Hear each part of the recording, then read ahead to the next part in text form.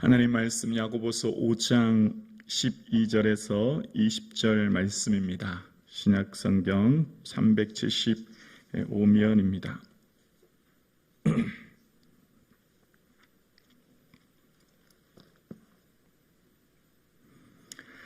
우리 함께 합독하시겠습니다. 너희 중에 고난 당하는 12절부터 13절부터 읽겠습니다. 13절부터요. 함께요. 너희 중에 고난 당하는 자가 있느냐? 그는 기도할 것이요. 즐거워하는 자가 있느냐? 그는 찬송할지니라. 너희 중에 병든 자가 있느냐? 그는 교회의 장로들을 정할 것이요. 그들은 주의 이름으로 기름을 바르며 그를 위하여 기도할지니라. 믿음의 기도는 병든 자를 구원하리니 주께서 그를 일으키시리라. 혹시 죄를 범하였을지라도 사하심을 받으리라. 그러므로 너희 죄를 서로 고백하며 병이 낫기를 위하여 서로 기도하라. 의인의 간구는 역사하는 힘이 큼이니라. 엘리야는 우리와 성정이 같은 사람이로되 그가 비가 오지 않기를 간절히 기도한즉 3년 6개월 동안 땅에 비가 오지 아니하고 다시 기도하니 하늘이 비를 주고 땅이 열매를 맺었느니라. 내 형제들아, 너희 중에 미혹되어 진리를 떠난 자를 누가 돌아서게 하면 너희가 알 것은 죄인을 미혹하는 길에서 돌아서게 하는 자가 그의 영혼을 사망에서 구원할 것이며 허다한 죄를 덮을 것임이니라. 아멘.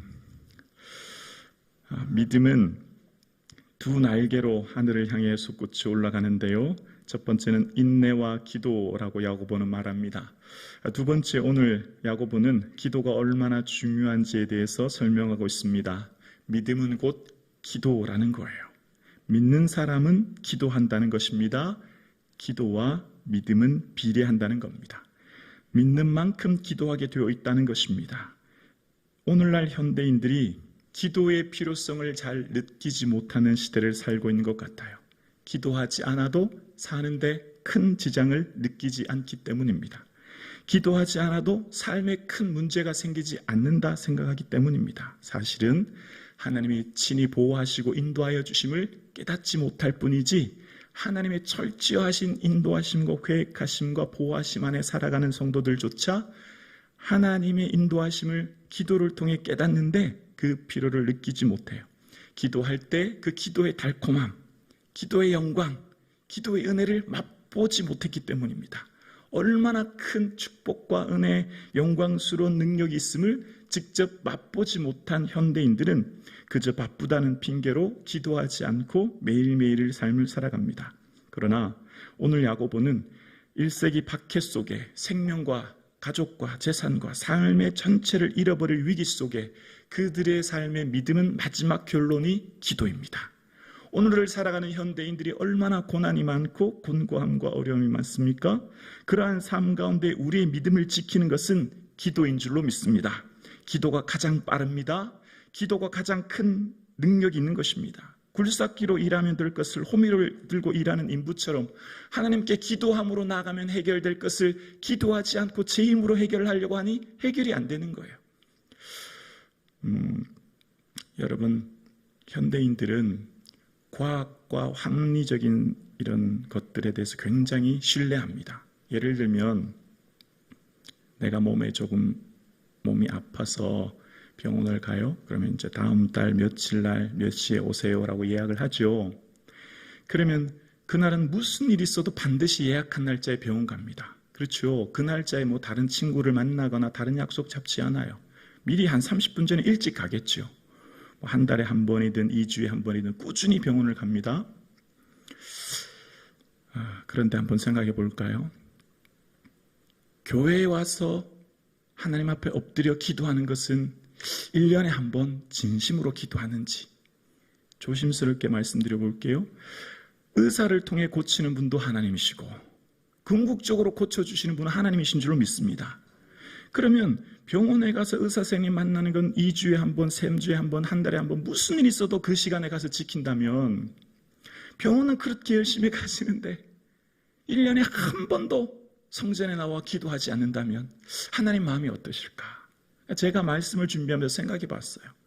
정말 하나님이 살아계심을 믿고 하나님이 그 의사를 통해 나를 고치시고 또 기도를 통해 하나님 영광 나타낸다는 것을 진짜 믿는다면 1년이 아니 1, 2년, 3년 몇 년이 지나도록 성전에 나와서 1시간도 기도하지 않고 그렇게 살 수 있을까? 진짜 믿는다면 주님 도와주세요. 주님 함께 해주세요. 기도하지 않을까? 왜 병의 원인을 모르고 이 병원 가도 못 고친다고 하고 저 병원 가도 모른다고 하고 병원에 오래 다녀도 병이 낫지 않는다고 하면 그 원인이 어디 있는가를 한번 주님 앞에 곰곰이 생각해 봐야 되지 않을까? 여러분, 믿음은 기도인 줄로 믿습니다. 기도하여야 하나님 은혜 주시는 거예요. 왜 그 문제와 그 상황과 그 질병과 그 삶이 있는지는 기도할 때 하나님의 은혜를 누리게 되는 것이죠. 기도를 통해 주님 앞에 나아가라고 야고보는 말하는 것입니다. 특별히 두 가지를 향해 오늘 본문은 기도하라고 이야기하는데요. 병자를 위해, 육신의 병자를 위해 기도하라 14절에 이야기합니다. 너희 중에 병든 자가 있느냐라고 이야기하면서 육신의 병든 자를 향해서 기도할 것과 또 19절에 영적인 질병 가운데 있는 이단에 미혹된 자들을 향해 기도하라는 겁니다. 내 형제들아 너희 중에 미혹되어 진리를 떠난 자들을 누가 돌아서게 하면 이라고 이야기합니다. 그러면서 육체의 질병과 영적인 질병 가운데 있는 이를 향해 중보하며 기도하라라고 이야기하고 있는 모습을 보게 되어집니다. 그러면서 오늘 본문 야고보는 엘리야에 대해서 비유하면서 기도하는 것입니다. 엘리야는 우리와 같이 성정이 같다. 무슨 말이죠? 엘리야는 갈멜산에서 기도할 때 하늘에 불이 내리게 하는 능력을 경험했지만 그가 마지막 이후에 이세벨을 인하여서 영적인 슬럼프에 빠지지 않습니까? 그래서 로뎀나무 앞에 가서 하나님 저 생명 거두어 주세요라고 했던 연약함이 있었다. 우리와 같이 연약한 사람 엘리야지만 그러나 그가 하나님 앞에 어떻게 기도했냐면 간절히 기도했다. 17절에 이야기합니다. 간절히라고 이야기합니다. 특별히 야고보가 그냥 기도했다고 하지 않고 간절히라고 말하는 것을 조금 주목하셔야 됩니다. 기도는 간절히 하는 것입니다. 엘리야는 얼굴을 무릎 사이에 놓고 기도했어요. 비가 오기를. 어떻게 해요? 간절히. 왜 간절히 기도해야 될까요? 간절히 기도하는 것은 자신의 확신, 잘못된 신앙관을 온전히 하나님께 내려놓고 굴복시키는 시간이 되는 거예요. 기도는 간절히 기도하는 기도의 과정을 통해서 우리 자신을 바꾸고 우리가 진정 필요한 것이 무엇인가를 깨닫게 해주는 시간이 간절히 기도하는 시간이에요. 간절히 기도하지 않고는 그 기도의 과정을 통하지 않고는 하나님 우리를 바꾸시고 우리의 삶의 목표와 삶의 의미를 새롭게 하여 하나님의 기대치에 도달할 수 없는 것입니다. 반드시 간절한 기도가 필요한 것입니다. 칼빈은 모든 것을 아시는 하나님께서 왜 우리에게 기도를 원하시는가? 그것은 모든 좋은 것이 하나님께로부터 온다는 것을 깨닫고 강화시키기 위해서다라고 이야기합니다. 여러분, 우리가 기도하지 않아도 모든 것이 주님께로부터 오고 구하기 전에 있어야 될 것을 아시는 주님께서 기도하라고 말씀하십니다. 그 하나님 앞에 간절히 기도함을 통해서 그 간절히 기도하는 과정을 통해 하나님, 우리와 하나님 관계를 온전히 확립하시고 우리의 삶에 나 자신을 새롭게 발견하고 나 자신을 내려놓게 하시고 하나님만 소망하고 하나님만 의지하고 하나님만 바라보고 하나님만이 이 문제를 해결할 수 있음을 깨닫게 하기 위해 간절히 기도하라는 것입니다. 그 간절히 기도함을 통해서 하나님의 은혜를 경험하라는 것이죠. 기도하지 않고 사업에 성공하면 자수성가했다고 이야기합니다. 내가 했다고 얘기해요. 그러나 기도하고 사업에 성공하면 신수성가했다. 주가 이루셨다 말하는 것입니다. 간절히 기도함을 통하여서 내가 했느냐 주님께서 했느냐가 고백되어지는 것이죠.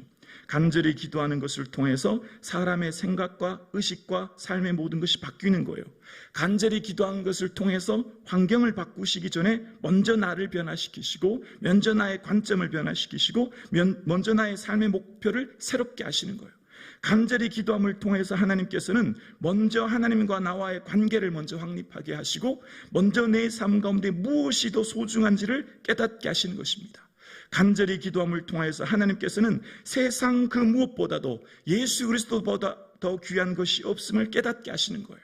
간절히 기도함을 통해서 하나님께서는 구하는 자에게 성령을 주시고 그 성령을 주신 것으로 말미암아 이 세상의 가장 큰 보화가 예수 그리스도임을 깨닫게 하시는 것입니다.